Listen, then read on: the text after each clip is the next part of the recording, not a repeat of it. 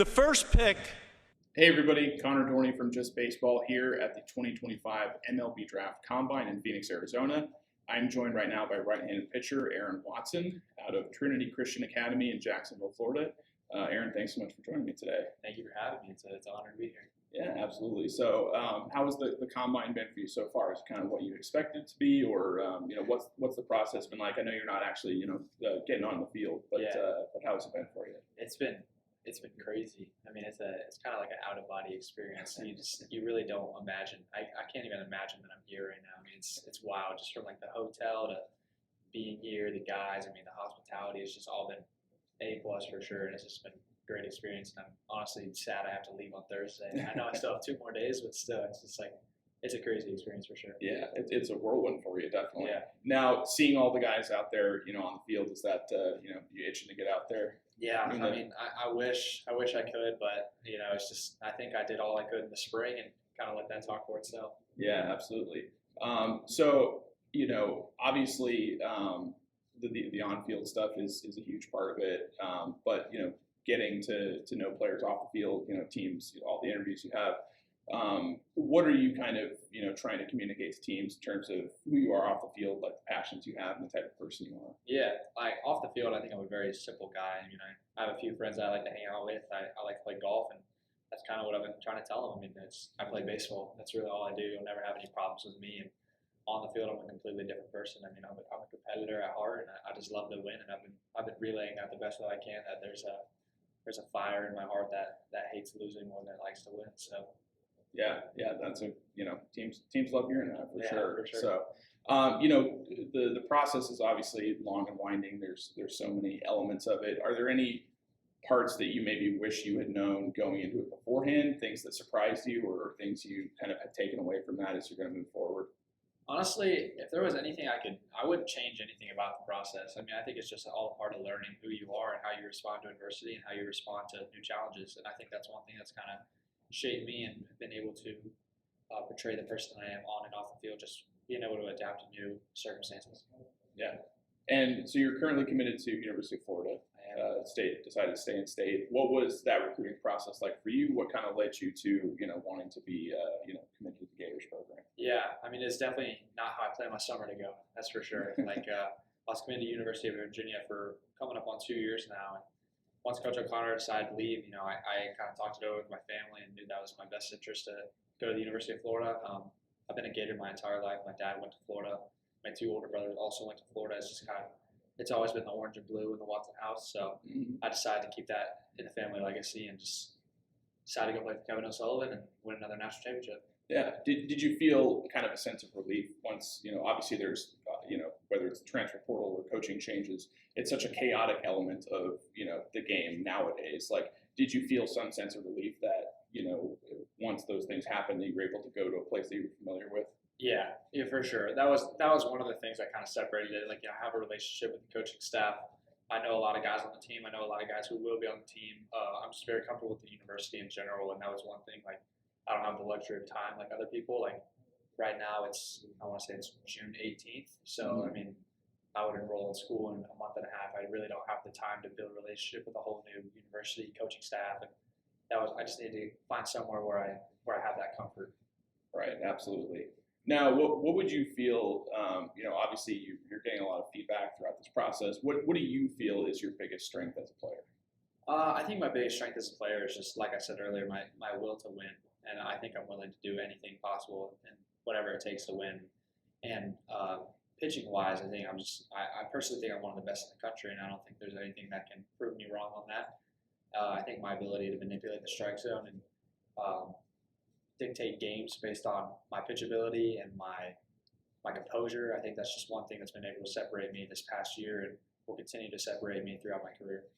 Now, that pitchability that you mentioned, obviously, the BLO numbers, kind of dominate the headlines in this game, and you've got that element yourself, but you've also got the secondaries, the ability to pound the strike zone.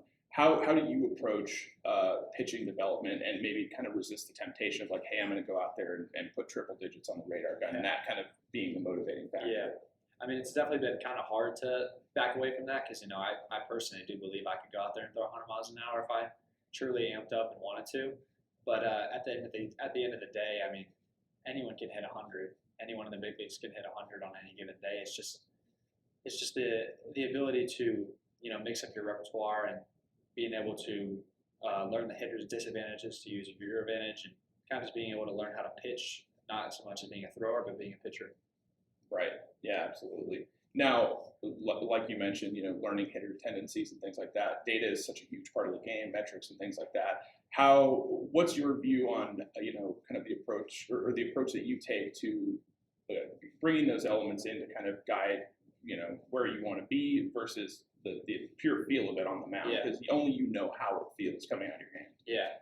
So that's one thing. Like at my high school, we have analytics, we have Rapsodo, we have cameras, but my two pitching coaches both pitched in the big leagues for well over 10 years. So it's kind of just the eye test at my school and kind of just seeing how it feels. And I think that's been able to help me. And it doesn't get my mind wrapped up in the analytics, like, okay, why is my sinker not moving this much, or why is my slider not have that much spin rate on it? It's just kind of like okay, if they can't hit it, they can't hit it. I mean, it's kind of just the eye test. And I think that's one thing that's been able to kind of keep my composure and keep me in the position that I'm in, is not getting wrapped up in the game of analytics. But I know as my career develops, that'll have to change a little bit, because that is the name of baseball now. It's the analytic department, and that will have to change. And that's something I'm looking forward to improving on. But as of right now, I think I'm just more of like a feel guy and kind of see how it passes the eye test. Mm-hmm.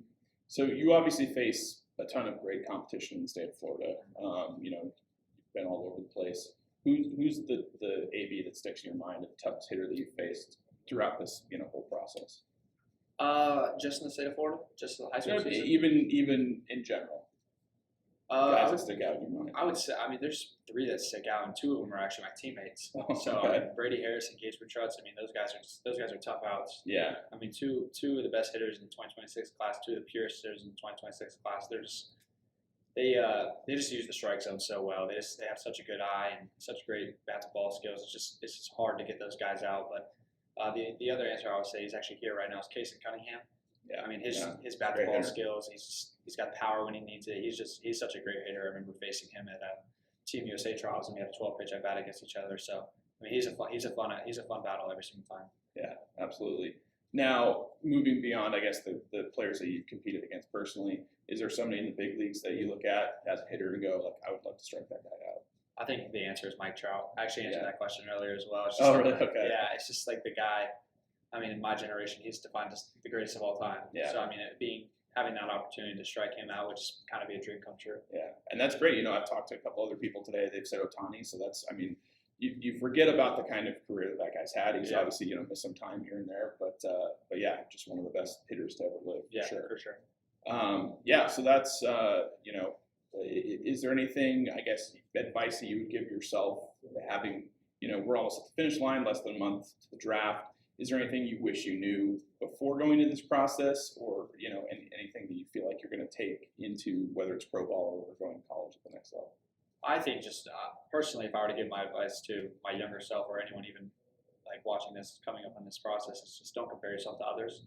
At the end of the day, it only has to make sense to you. So it's just kind of staying true to who you are and having tunnel vision on your goals, and not looking at anyone else's successes or failures. It's just kind of staying true to who you are, and the success will come from that. And it's just, you got to take it day by day, and that's honestly the reason I'm sitting in this chair right now and being at this complex. It's just taking it day by day and staying true to myself and true to my goals.